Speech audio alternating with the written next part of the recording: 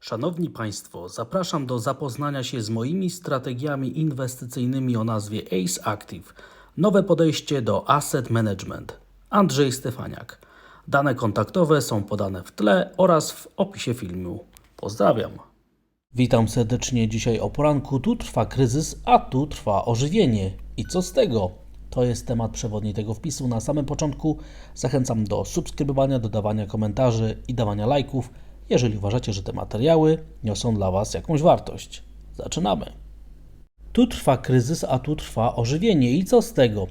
Zaczynamy ten materiał od pokazania wykresów indeksów giełdowych, które wczoraj nie spadły, a to było bardzo istotne w Stanach Zjednoczonych, ponieważ brak spadku indeksu Standard & Poor oznacza, że cały czas walczy i walki trwają o średnią 200-sesyjną na wykresie dziennym, co widać na wykresie, więc sytuacja zaczyna oczywiście faworyzować scenariusze prowzrostowe w Stanach Zjednoczonych, zaczyna faworyzować scenariusze odbicia od tej średniej. No i teraz potrzeba pretekstu ku temu, żeby takie wzrostowe odbicie faktycznie miało miejsce. Rynek naprawdę przywiązuje do tej średniej dużą wagę i będziemy się pozycjonować względem tego poziomu, ponieważ rynek tak chce, ponieważ wczoraj nie udało się kontynuować tendencji spadkowej, przebijając ostatecznie tą średnią. Dzisiaj na samym początku sesji europejskiej widzimy, że indeksy giełdowe w Azji rosną, co jest dobrą wiadomością i sprzyja to scenariuszom prowzrostowym, a wczorajsza sesja w Niemczech daje także potencjał ku temu, żeby jakieś wzrostowe ożywienie na giełdach papierów wartościowych przeżyć w Europie, więc moim zdaniem jest potencjał ku temu, żeby spróbować obserwacji próby wybicia powrotu nad poziom 15 tysięcy punktów na indeksie DAX. Więc moim zdaniem, jeżeli dzisiaj będziemy świadkami takiego zachowania, będzie to oznaczało napływ globalnego optymizmu na rynki finansowe. No i przejdźmy teraz do odpowiedzi na pytanie. Tu trwa kryzys, a tu trwa ożywienie i co z tego wynika? Wczoraj przeżyliśmy i dyskontowaliśmy wstępne październikowe dane o wskaźnikach PMI i możemy powiedzieć zdecydowanie więcej na temat tego, jaka jest kondycja gospodarki na początku czwartego kwartału.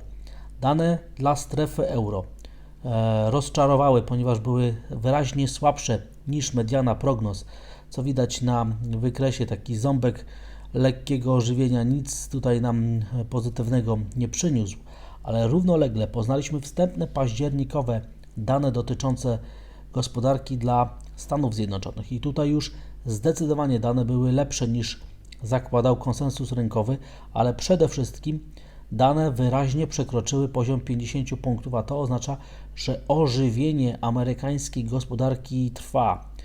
To jak bardzo oddaliły się dane od mediany prognoz względem nawet skrajnie optymistycznych prognoz, sygnalizuje, że to ożywienie w amerykańskiej gospodarce jest potwierdzane przez wskaźniki PMI, a kryzys cały czas trwa w europejskiej gospodarce i ta rozbieżność będzie teraz rozgrywana przez rynki finansowe i moim zdaniem jest to jeden z tych powodów, dlaczego wczoraj indeksy giełdowe w Stanach Zjednoczonych nie kontynuowały spadków, próbowały obronić ważne wsparcia i daje to potencjał ku temu, żeby w kolejnych dniach podczas dzisiejszej sesji także ten optymizm zagościł.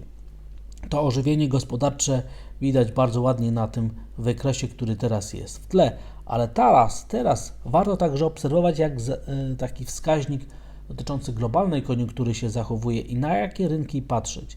Mamy także globalny wskaźnik dotyczący sytuacji gospodarczej, globalny wskaźnik PMI, no i w tym wypadku widzimy tutaj powiązanie tego wskaźnika przemysłowego i wskaźnika dla sektora usługowego względem tego, jak zachowują się surowce. No i na fali ostatnich spadków wskaźników mieliśmy także spadki cen surowców. Bardzo ładnie widać tutaj powiązanie ożywienia gospodarczego i spowolnienia gospodarczego, kryzysu na zachowanie cen surowców. Więc jeżeli teraz mamy mieć do czynienia z ożywieniem gospodarczym, to surowce znowu powinny rosnąć i ten wykres sygnalizowałby, że gdyby na fali globalnego ożywienia gospodarczego takie zjawisko miało być przez rynki dyskontowane, to jednym z głównych beneficjentów powinien być rynek surowcowy, ale także powinien być rynek giełdowy, Przypominam wykresy, gdzie były podzielone akcje na spółki cykliczne i defensywne i w tym wypadku widzimy, jak słabo teraz zachowują się te spółki w sytuacji, kiedy wskaźnik dla strefy euro pokazuje, że jest cały czas w kryzysie. Przypominam, każdy spadek wskaźnika poniżej 50 punktów oznacza kryzys, a wszystko to, co pokazuje wskaźnik nad poziomem 50, oznacza ożywienie gospodarcze.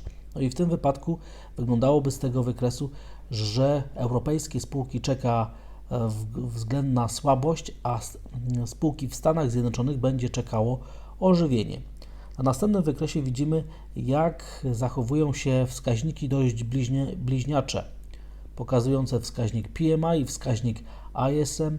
Z tego też tytułu wkrótce można spodziewać się, że także ożywienie będą wskazywały te wskaźniki ISM, a na tym wykresie już dla Stanów Zjednoczonych widzimy tutaj także spółki cykliczne i defensywne względem zachowania wskaźnika ISM, więc jeżeli w najbliższych dniach okaże się, że wskaźnik ISM zachowuje się znowu lepiej niż zakładały prognozy, że to odbicie, ożywienie gospodarcze amerykańskiej gospodarki trwa, to będzie to wielka zachęta do tego, żeby te spółki cykliczne, które dobrze się zachowują w fazie ożywienia gospodarczego, w fazie hossy, zachowywały się znowu lepiej niż te spółki defensywne, żeby to był napęd tej tendencji wzrostowej, która w końcówce tego roku będzie miała potencjał wydźwignąć indeksy na nowe tegoroczne maksima i w kierunku maksimów wszechczasów.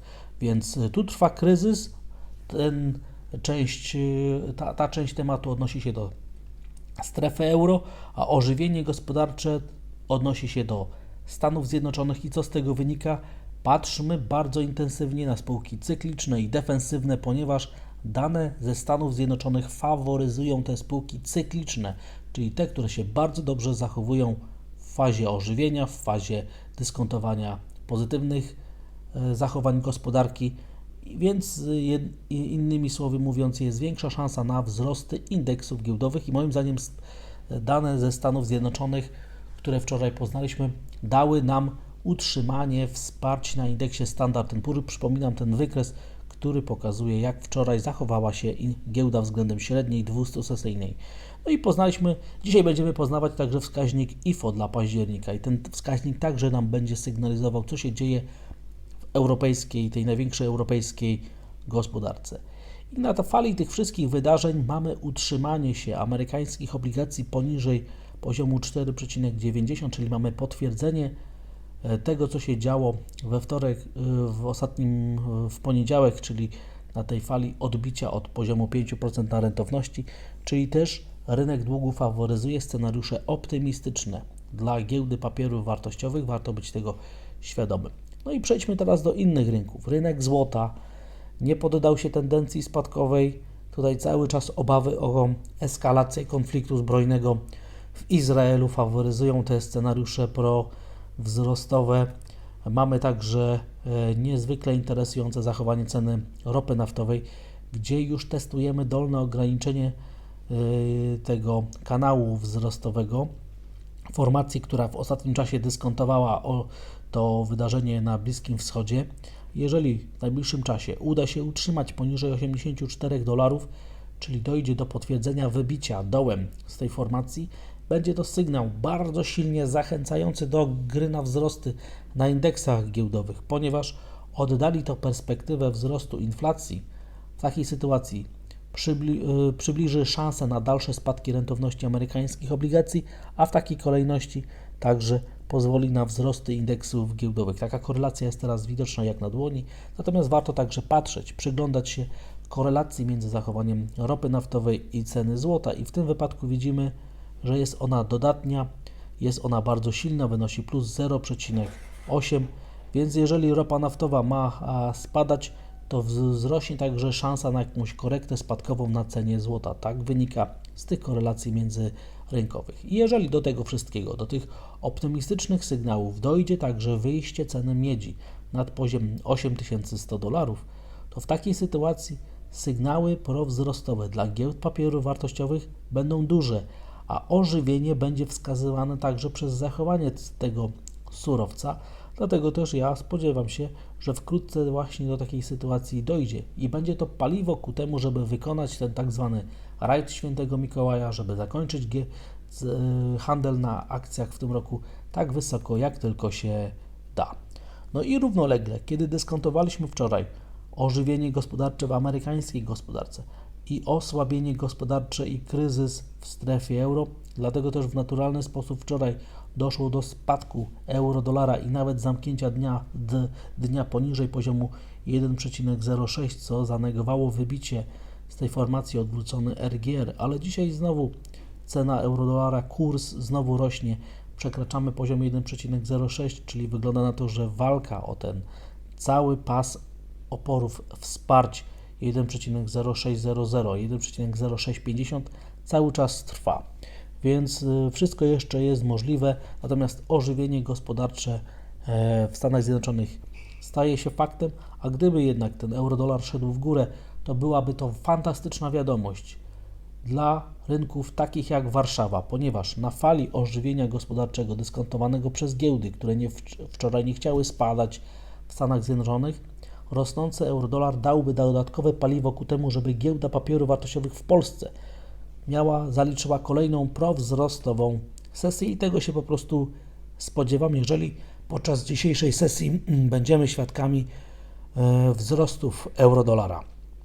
Równolegle patrzmy na Bitcoina, gdzie mamy tutaj do czynienia cały czas z utrzymywaniem się cen Bitcoina na blisko maksimów tendencji wzrostowej. Wczorajsze wybicie zostało potwierdzone, dlatego też moim zdaniem Bitcoin faworyzuje scenariusze prowzrostowe i spodziewam się kontynuacji ruchu w górę w kierunku poziomu $40,000. No i rzeczone już polskie aktywa. Jeżeli euro-dolar pójdzie w górę, jeżeli rynki będą dyskontować optymistyczny scenariusz dla giełd papierów wartościowych, to złoty powinien się umacniać. Polskie obligacje ewidentnie reagują na to, co się dzieje na światowych papierach. Teraz to się liczy przede wszystkim. Walki o średnią dwusesyjną także tutaj cały czas trwają, ale największy potencjał ma przede wszystkim warszawska giełda papierów wartościowych. I jeżeli okaże się, że podczas sesji europejskiej euro-dolar jednak utrzymuje się na poziomie 1,06, najlepiej jakby jeszcze zdradzał ochotę na dalsze wzrosty, to zobaczymy moim zdaniem próbę ataku na poziom 2100 punktów, na to, że będziemy świadkami kolejnej wzrostowej sesji na warszawskim parkiecie. Moim zdaniem jest to scenariusz bazowy, tak wynika z tych zachowań i analizy międzyrynkowej. Przed nami fascynująca sesja. Widzimy, że kryzys trwa w Europie, ożywienie w Stanach Zjednoczonych i co z tego wynika? Rynki finansowe już to teraz dyskontują. Dziękuję za odsłuchanie tego materiału. Zachęcam do subskrybowania, dodawania komentarzy i dawania lajków, jeżeli uważacie, że te materiały niosą dla Was jakąś wartość. Wszystkiego dobrego, stopy zwrotu, pozdrawiam, trzymajcie się, cześć!